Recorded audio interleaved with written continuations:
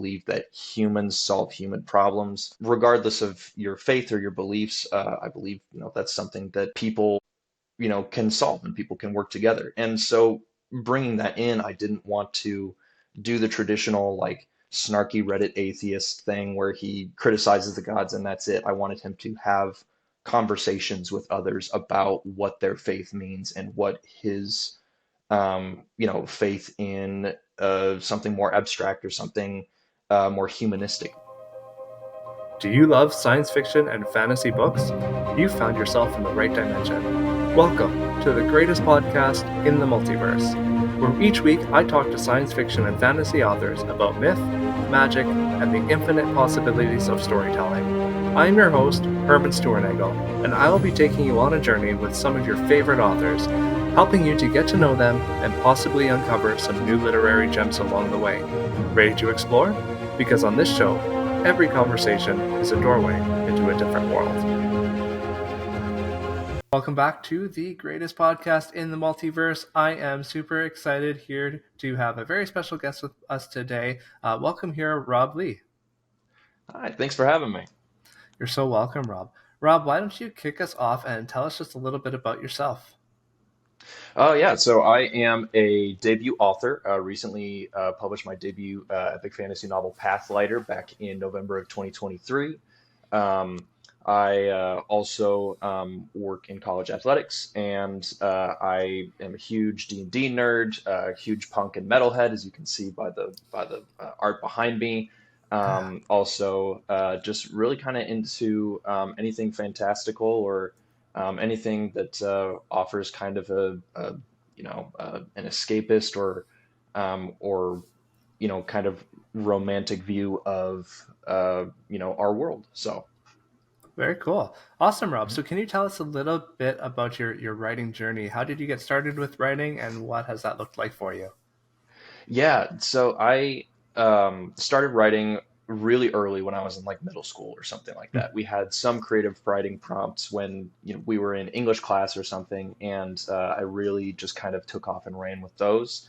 Also around that time, I started reading Percy Jackson by Rick Riordan, and I really got into Greek mythology by that point. So Cool. when I was younger, I started developing my own variations on Greek myths, and then eventually started building out world building from there and coming up with my own characters. And over the course of over a decade, it really evolved into the finished project that came out in November.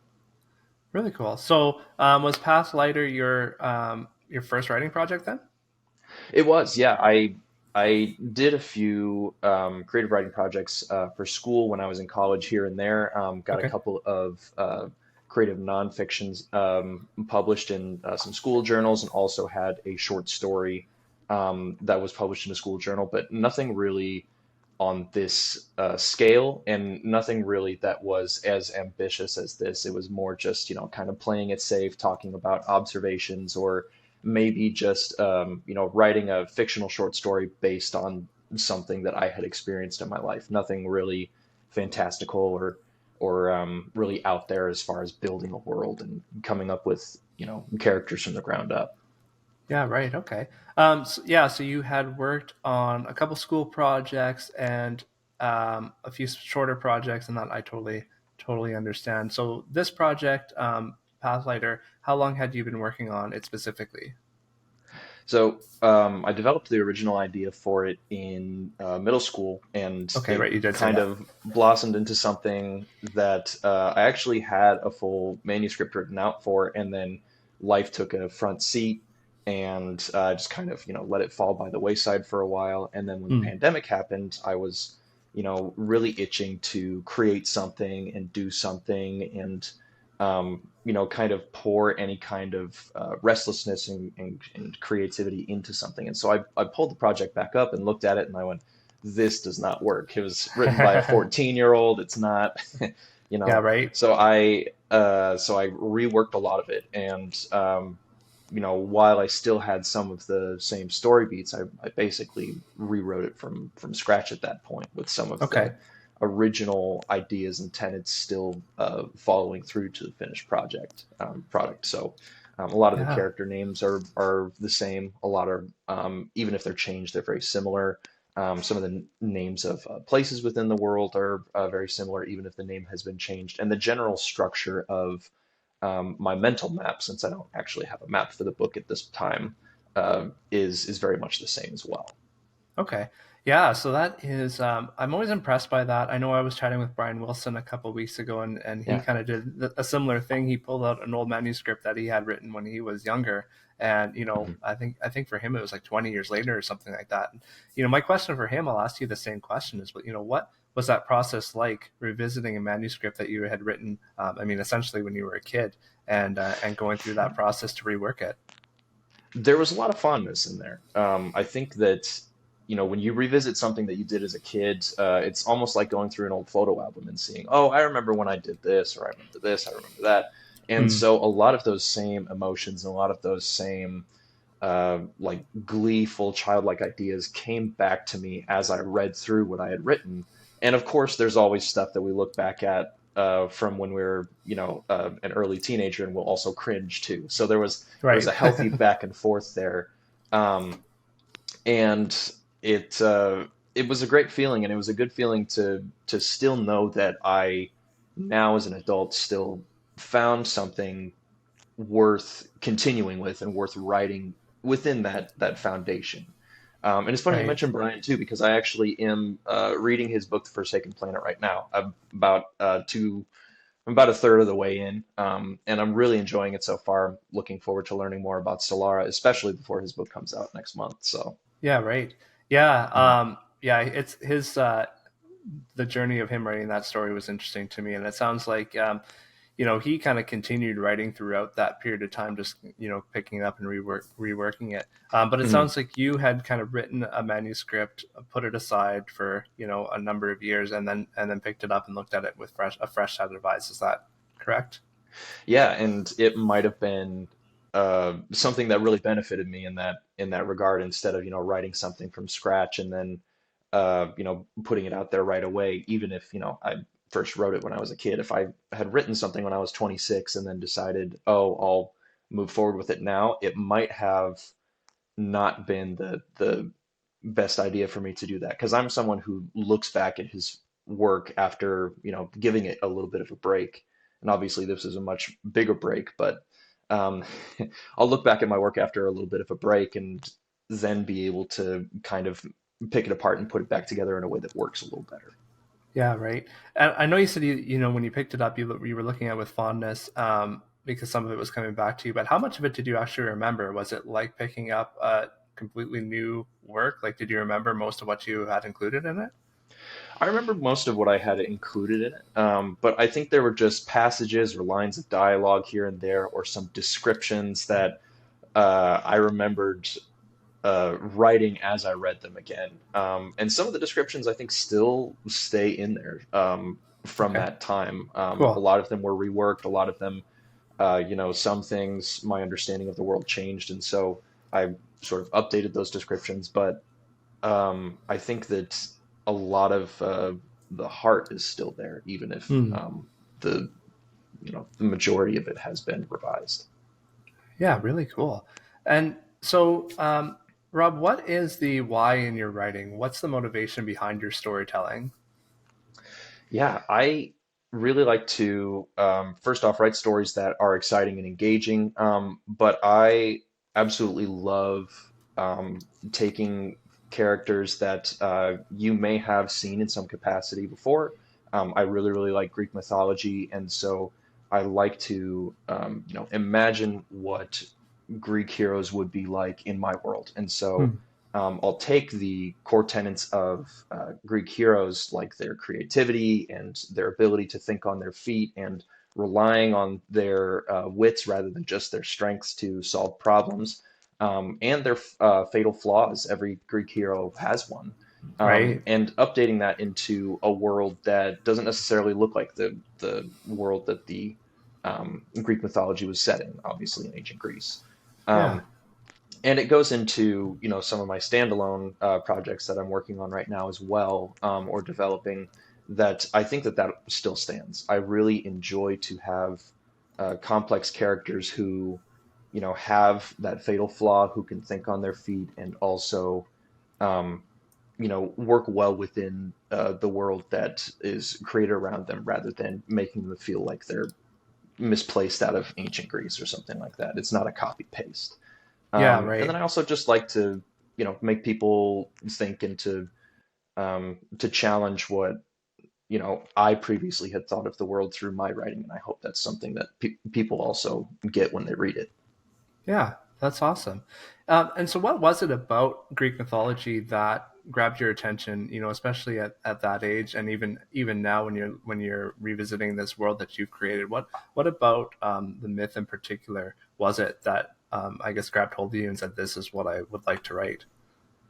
Yeah, I think the main thing about Greek mythology is that the mythology was built around not what the ancient Greeks thought was moral or just, but the world as it was. Hmm. There's a lot of darkness in Greek mythology. The Greek gods are some horrible people. Right.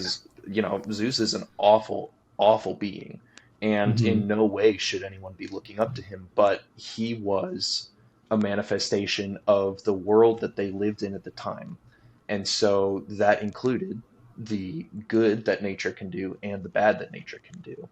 And I think a lot of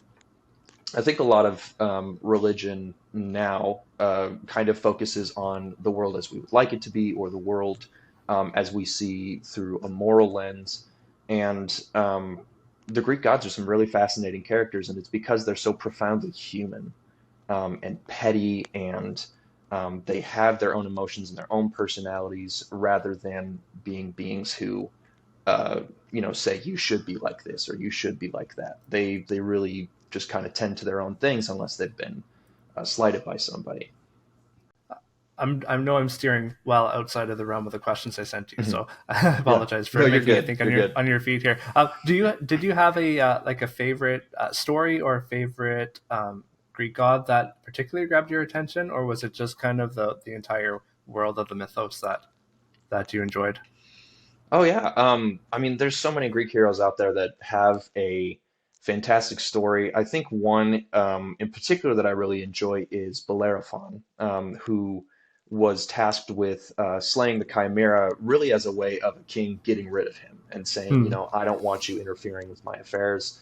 I don't want you, around causing trouble or threatening my rule. And so, if you go and kill this Chimera, this, nigh unkillable monster, then I'll give you what you want.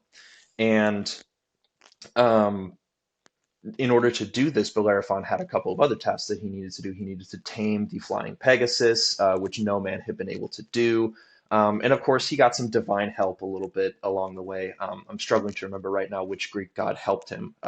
It's likely someone like Athena, or someone who was a little bit more charitable toward humankind. But he Okay. was, through some divine intervention, able to tame Pegasus. And then the part of the story that I enjoy the most is when he actually fights the Chimera. He Hmm. realizes he can't get too close to it because it breathes fire. And so he takes a spear, puts a block of lead on the end of it, and then shoves it in the Chimera's mouth. When the Chimera breathes fire, it melts the lead, and then it like drinks the lead, or the molten lead kills the monster. And that was Right. just such a creative and such an ingenious way to solve this problem that you don't necessarily see with a lot of other heroes. And it really just made me admire his ability to think on his feet, um, and to improvise, and to rely on his wit rather than just his strengths, or the fact that he could fly around on a Pegasus.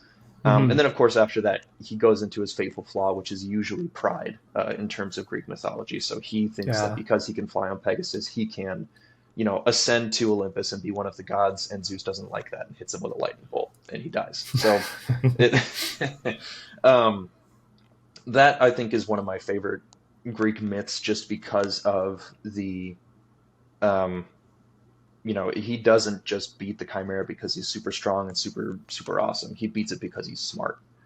Um, Yeah. and then going into your question about which Greek god I enjoy the most, I think it's Hades. I Okay. know he gets kind of a bad rep, especially in the most recent Clash of the Titan movies, and he's kind of been put into a Satan stand-in Yeah. for popular culture, especially after, the Disney movie Hercules, which I absolutely loved growing up. Hmm. But when you look back at the Greek mythology, he actually didn't really do much. He just did his job, and he was kind of grumpy about it. But who wouldn't be in that in that scenario? Right. Um, and the interesting thing is that Greek mythology doesn't really mention Hades a whole lot, um, Hmm. because they had this fear that if you mentioned beings of the underworld or Hades himself, that was a good way to get their attention and have them show up and start Okay. messing with you. Yeah. Right. They actually mention his wife Persephone quite a bit more, Yeah. and there's the story of her being kidnapped and being wed to him, um, which he doesn't deserve any points for, but Zeus also had quite a big hand in that too. So Hmm. it really just kind of fascinated me about um, how popular culture today kind of hijacks myths of the past and kind of makes them suit the Judeo-Christian Western uh, values that we have today. So, Absolutely, absolutely. I really only have a very surface level understanding of Greek mythology, which I think probably most people do because we mhm, see, like you said, a lot of these movies and that really present to us a kind of a skewed version of it. But mhm, my understanding is, there's so much more complexity there um, mhm, to all of the characters in the history that we don't comprehend on in the general sense of mhm, at least from my understanding, because I've dug a little bit into some of those, but not as much as I would like to. mhm, So yeah, so I definitely I'm glad that it grabbed your attention and that mhm. you found interest enough to kind of pull it in and start to weave your own story with what inspired you out of it. Yeah, it was a great journey to read through all those myths and to kind of view them as they were written. And a really good uh, gateway for me reading all of those was reading the Percy Jackson series by Rick Riordan, Yeah. Okay. um, because he really kind of highlighted the humanity and in terms the differing motivations and the pettiness of the Greek gods. And that's what Right. really got me into Greek mythology in the first place. Yeah, and that, to be honest, is a series I have not read. I was probably a little older than the age bracket it was intended for when it came out, so Hmm. it didn't really hit my radar. Um, and I might have watched the first movie that came out of it. I can't even Hmm. remember now when it first came out, but yeah, so it's something I might have to go back and revisit. They're very quick reads, and I think that even though it's kind of a YA series, I think it has a lot more to say that you can pick up on as an adult. I've gone back and I've revisited them a couple times since first originally reading them, and they still hold up. They're very sharp. They're very fun. They're witty, and they have some really good messages at the end of the day as well. So highly Yeah, recommend them. But don't recommend the movies. If anything, TV show that recently came out on yeah, Disney Plus and Hulu, I'd recommend that a little bit more. It's a little more faithful to the source material. did a better job. Yeah, okay. Yep. Yeah, I think I didn't. I feel like I went and watched the movie and didn't like it, and so I just kind of like which Mm. was a horrible way to decide to read a book series or not, because I mean their movies are awful, usually awful, Yeah. um, but yeah, I believe they kind of came out. I feel like I was in like my first year or two of college when they came out, and so Mm. it was just a little bit. Um, yeah, and obviously they were marketed to teens, right? So it was just a little bit younger Yeah. than my demographic was at the time. So I just never got to them. Hmm. Yeah, Yeah, and sometimes when you're older, the sarcastic, witty, like young person humor of like a YA book just isn't something that you're interested in reading because right away you can yeah, tell that Percy Jackson kind of has a little snark to him, even though he's a good character and a hero at heart. So, hmm mhm. yeah. I mean, especially when you're in your early 20s, you kind of want to distance yourself from that a little Yeah, bit because you feel like you're a grown up now, right? yep, exactly, exactly. Yeah. Cool. So Rob, what does your writing process look like? And I'm interested, I know I asked you if you were a pantser or an outliner, um, but I know that since you wrote this book early on, your process might look a little different from what we've kind of come to expect from other authors. So tell us a little bit about what that looked like for you. Yeah, I'd like to say that err more on the side of planner than pantser. But I would like to ascribe to the same philosophy that someone like Justin Lee Anderson has said, that where I'm a way poster. So Okay. I will have, like a waypost or a milestone for the story to hit, and Okay. in between those points. I'm allowed to pants a little bit more, to fly by the seat of my pants when I'm writing. And Yeah. a good way to do that is to be, okay, so we're at this point. What are these characters like? What does this character want at this particular point in time? Okay, when this happens, this is what this character is going to be thinking, and then you're able to kind of connect the dots from one waypost to the other. And I Okay. really appreciate him putting the words to what I was feeling when it comes to writing those. And the Yeah. Waypost definitely is working for the Pathlighter sequel that I'm working on now, as well as a standalone novella. So That's great. I haven't heard that term before. I haven't heard him use it, but not that I probably just have missed it or haven't been paying attention. But I like that. I like that terminology. So how does that work? Um, do you set up those all the wayposts kind of ahead of time? Like, do you have the structure of the entire plot laid out for you, or do you just know the next waypoint that you're getting to, and then you're working towards that? So I have a lot of the structured plot points throughout the story, set up as wayposts, and then allowing myself to have some breathing room in between those. I think Okay. is important for the creative process. Otherwise, you just go, and then they fought, uh, and then you don't necessarily have any kind of there's not as much of a flow between those Right. between those points. Um, Okay. so I enjoy using that space, even Yeah. though I have stuff planned out. Okay. So are you following like a sort of literary structure like Save the Cat or something like that for your plot points, or do you just like are you following certain beats, or do you just kind of know certain um, things that you want to happen? So uh, I think it's a little bit more on things I want to happen, Okay. and I try and arrange those into a well-paced story that keeps the reader engaged. And sometimes it doesn't work on originally writing it down, and so you have to switch some things around or move some things, chop some stuff out indefinitely. It's definitely it's definitely like a garden, like George R. R. Martin would say. You got to tend to your Hmm. garden. You got to cut stuff out that doesn't work, or is that's going to kill the rest of the garden, or something like that. And so um, there there's definitely points where I'm like, oh, okay, well, this doesn't work here, and I'll have to cut that out. But it's more just stuff that I want to happen rather than Yeah. save the cat type thing. Everyone's Yeah. got their wants and needs throughout the story, and so I try Hmm. and make sure to keep those consistent, though.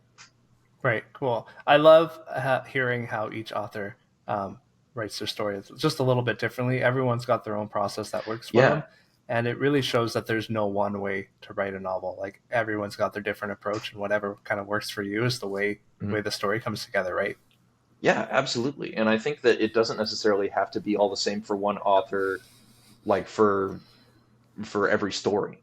If Absolutely. I'm writing something for Pathlighter and then I pick up a different project, and the same way I write Pathlighter isn't helping, that's something where it's really nice to be able to call on your peers and ask them, hey, you wrote something like this. I'm writing something that is like this. What do Mm. you recommend? Like Yeah. what is something that has worked for you in the past? And sometimes they're like, well, I've written it this way for every single story I've done. I'm like, okay, well, I'll try that. Or you just got to keep throwing those darts at the dartboard. Um, Hmm. because like you said, no one way is the true way. Exactly. Yeah. And especially, if you're writing your first, couple projects that you might not even figured out what your way is yet. And it might take Hmm. you I'm working on my 10th book now, and I still don't. My Oh wow. process is still different every time, every project I pick Yeah, up. So like, yeah. there's no one right way, even for a part. Now, some authors will find their way, and they'll find this is the way that works for me, and they'll stick to that process every single time, and that's fantastic. For me, the story kind of evolves as I go, and I Hmm. can't. Sometimes that looks like an outline up front, and sometimes it looks like just writing into the dark. And yeah, it's been different each time. So Yeah, and that brings up a point that, maybe it just changes per story, and not every story is supposed to be the same. If you kept totally writing the same story over and over, we wouldn't really get anywhere. And so right. that's a good way of looking at it. Yeah, cool. Yeah, I totally agree with you there. So tell me, Rob, what other authors have inspired you? You mentioned Oh yeah, Percy I've Jackson actually already, but yes, I actually brought visual aids. A big one wonderful. is Mary Shelley for Frankenstein. Yeah, Um, love it. and Shelley herself draws a lot off of Greek mythology too. Yeah. Frankenstein, of course, being also named the modern Prometheus. Hmm. Um, and so I really, really enjoy her stories, her story in Frankenstein about you know tempting the laws of nature, and there's a lot of themes of parenthood and of hubris and abandonment and trying to fix your problems and fix your mistakes with band-aid solutions that come undone almost immediately. Right. I try and reread it every few years, but it's Right. it's one of my favorite books ever written. Very I cool. also am a big fan of Brando Sando, Words of Radiance in the Stormlight Archive. Heavily inspired a lot of Pathlighter as well. Okay. Um, Also enjoy trace amounts of William Shakespeare, Billy Shakes, Julius Yeah. Caesar in particular, and then Awesome. Homer, the Odyssey and the Iliad. I really enjoy. Makes Um, sense. yeah, I really enjoy his storytelling there. So That's great. So I love that you've got a good list of classics there, and then a mhm. little bit of Sanderson thrown in amongst them. Yeah, yeah, you mix the modern stuff with the classics, and it often evolves into a very fresh take. You mix a couple of different Yeah. flavors together, and then you have something delicious you've never had before. Yeah. Um, Others would include like Joe Abercrombie or Stephen King, or Okay. a little bit of Words of Radiant, or not Words of Radiance, Name of the Wind when it comes to the Hmm. the novella I'm working on now. Um, but I I really enjoy reading a lot of newer stuff too, particularly in the indie sphere. Hmm. Reading some of the fellow indie authors has been hugely inspiring as well. Yeah, yeah, it's I agree. Indie authors are often overlooked, and I think those of us kind of in the space realize that that shouldn't be the Hmm. case, because there's a lot of great authors out there.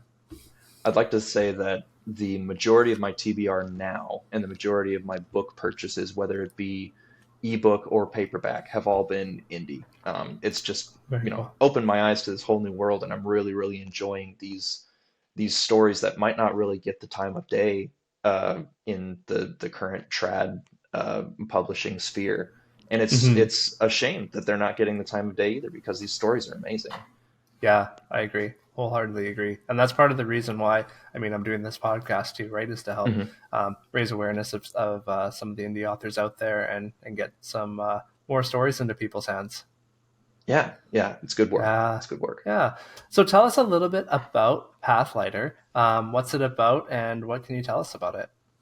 Yeah, so Pathlighter is the first in the Pathlighter trilogy, and it takes on a lot of elements of the Odyssey and Clash of the Titans. It is about our main character, James. He is living in a desert, a very squalid and corrupt city-state that is in the clutches of a theocracy. He has a lot of disdain for the gods. He does not like them. He thinks that they don't really bring anything good into the world. But he also has a certain connection to the flame of the gods' temple, where he has a some amount of control over its brightness, and he's able to do things that aren't exactly normal, and he can't really explain. Um, in a night of chaos, he ends up coming across a couple of other people with similar connections to the gods, but different gods than him. and it sparks this journey of him kind of finding out who he is, finding out who he wants to be. Also has a lot of themes of found family, has a lot of themes of mistakes and retribution, betrayal, hope, and then also, self-discovery.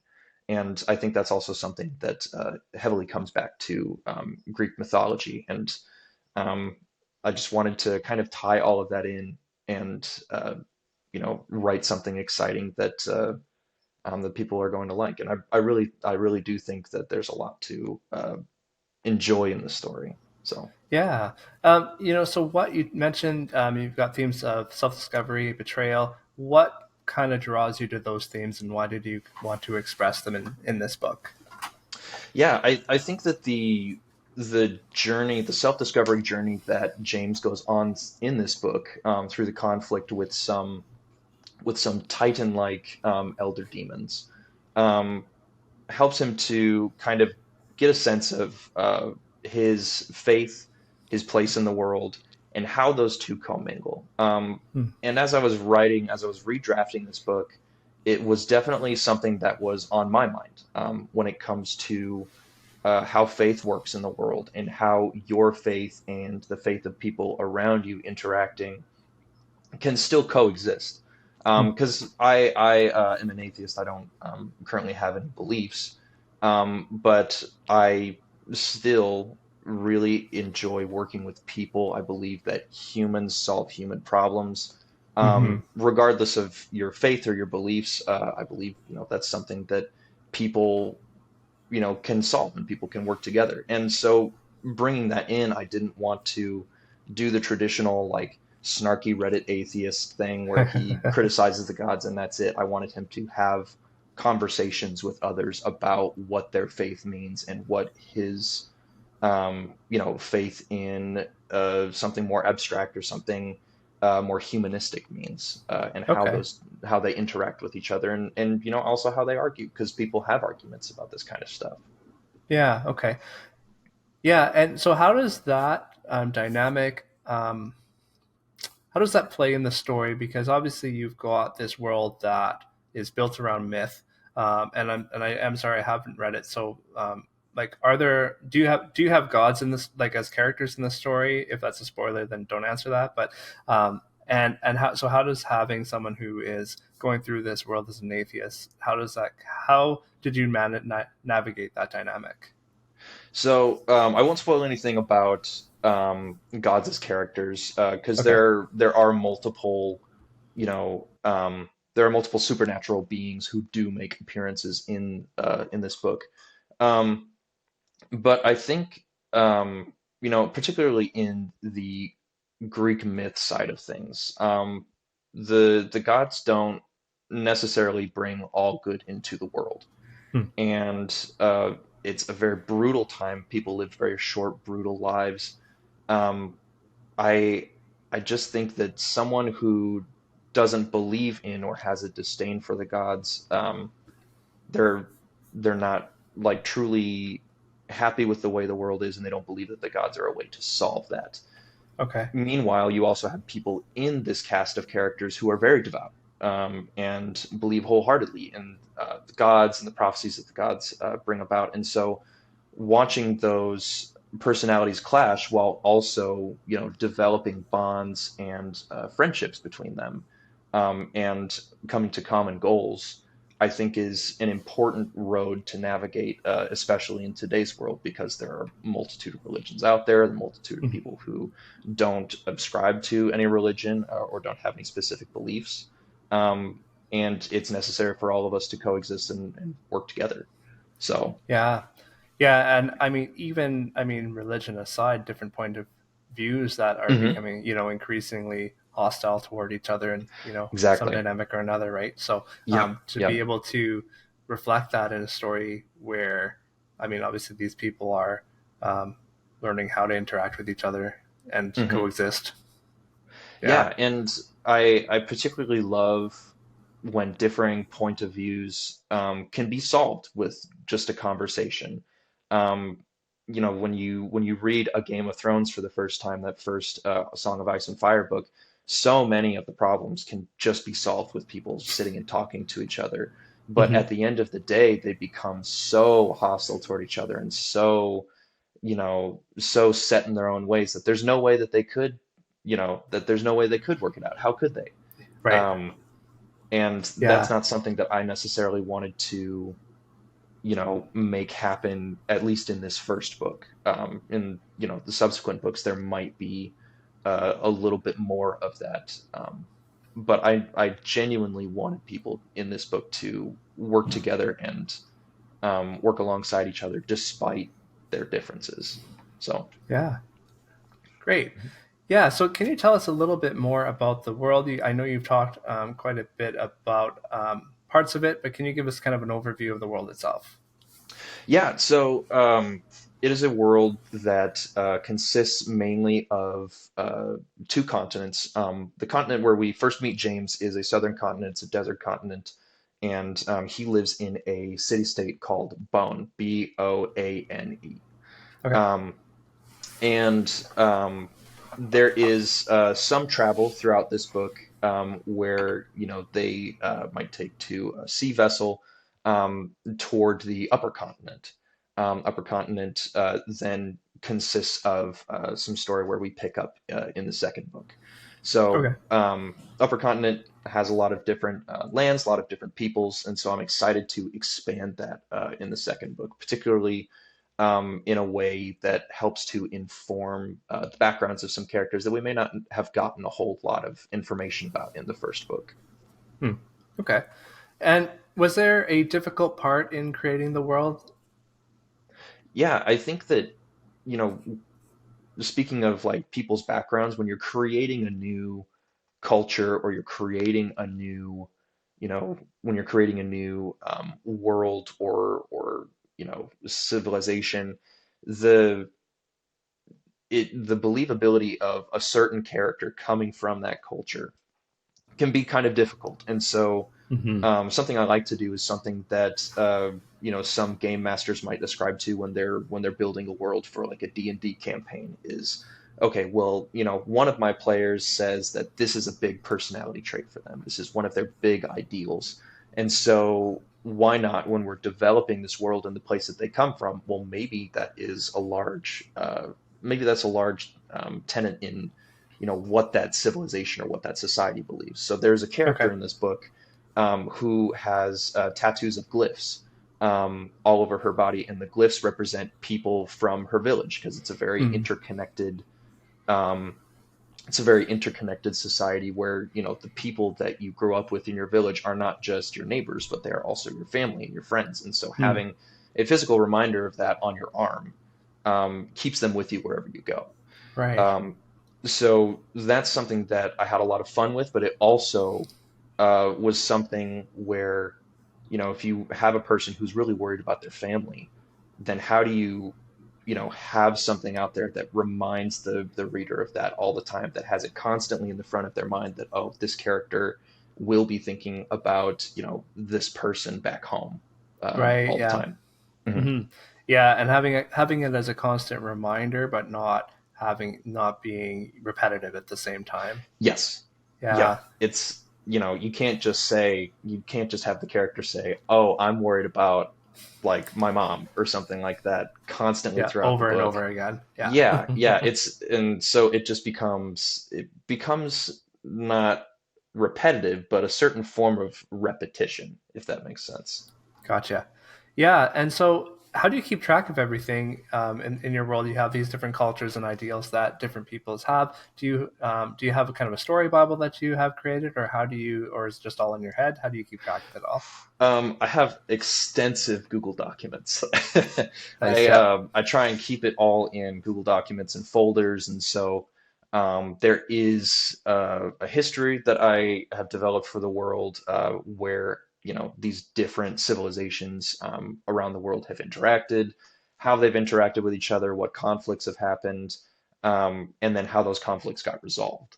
And so keeping all of that together and then being able to reference that just extensive notes is really paramount, especially as I'm getting into writing the second book, because in the first book, um, there's a lot more adventure than politics.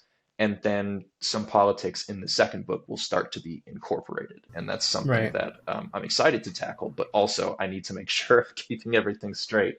So, Yeah, yeah. absolutely. And I feel like you're with the breadth of the world that you're describing, you must have like a 30-page document that you've got everything sorted out in. Yeah, it's instead of being a 30-page document, it's more like, like six 5-page documents or something Okay, like that. gotcha. But they all, I keep them all together in one folder, so I probably just should merge them for for like clarity and for organization's sake.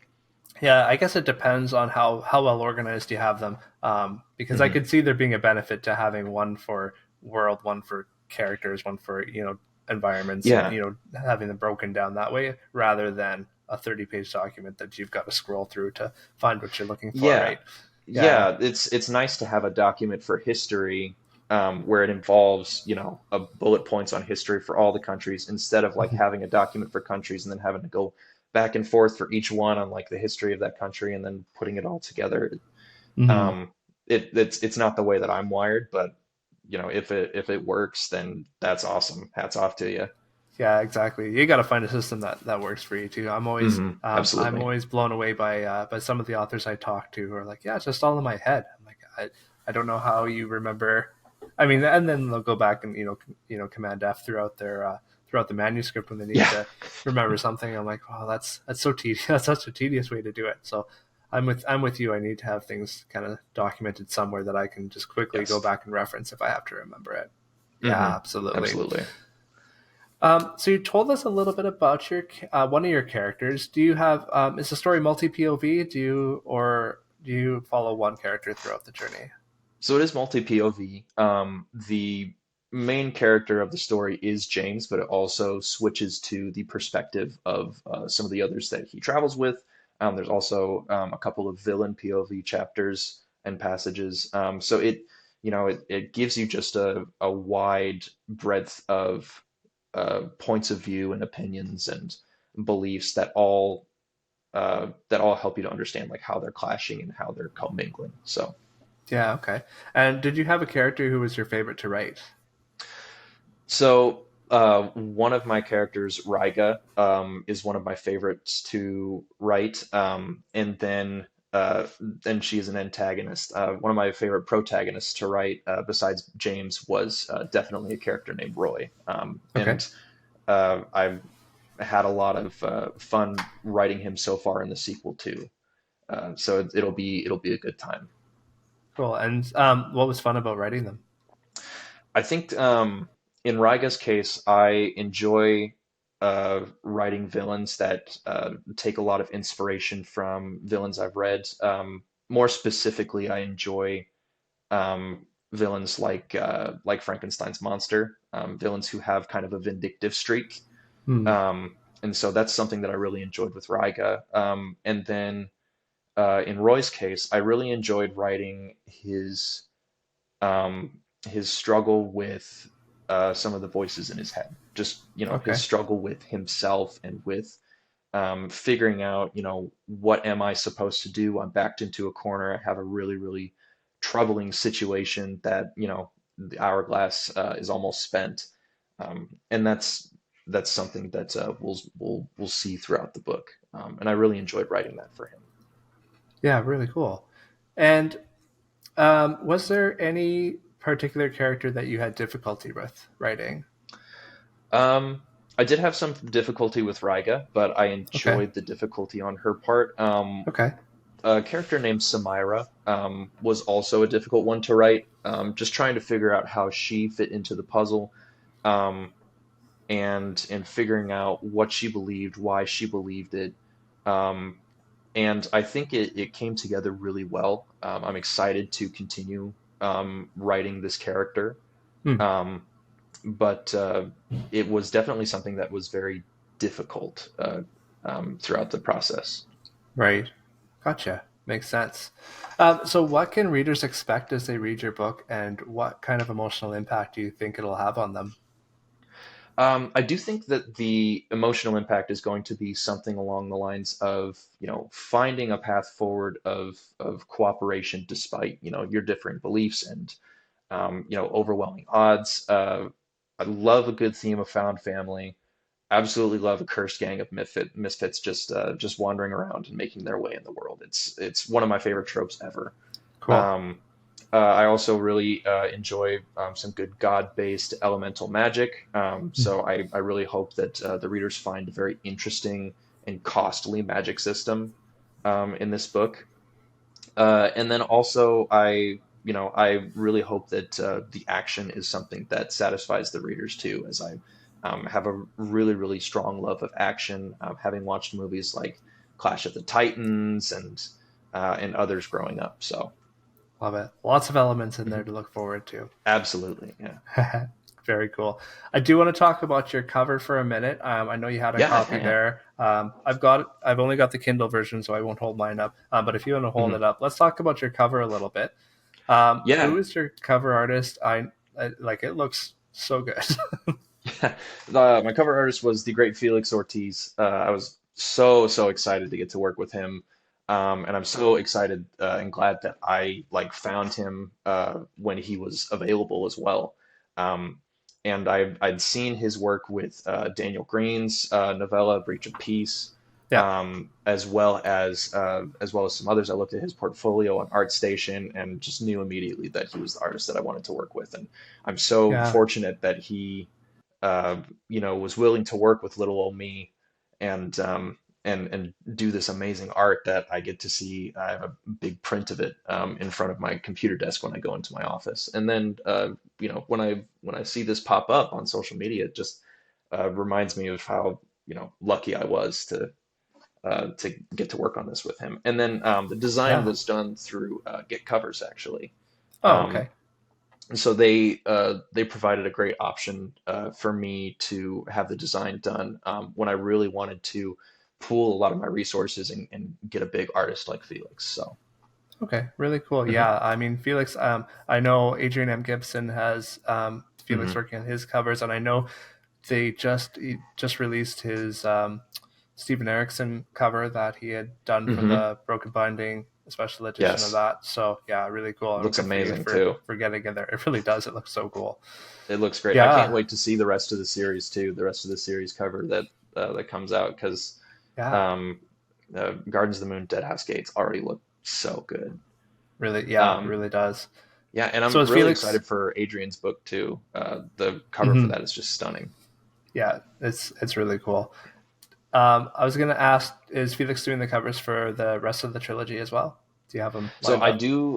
I do have him booked to work on the second book in the trilogy. So Awesome. I'll be working with him on that. I'm really, really excited to sit down and try and bounce some ideas off each other for that. As far as a standalone novella, I will probably be working with a different artist because that's more of like a short-term project, and Yeah.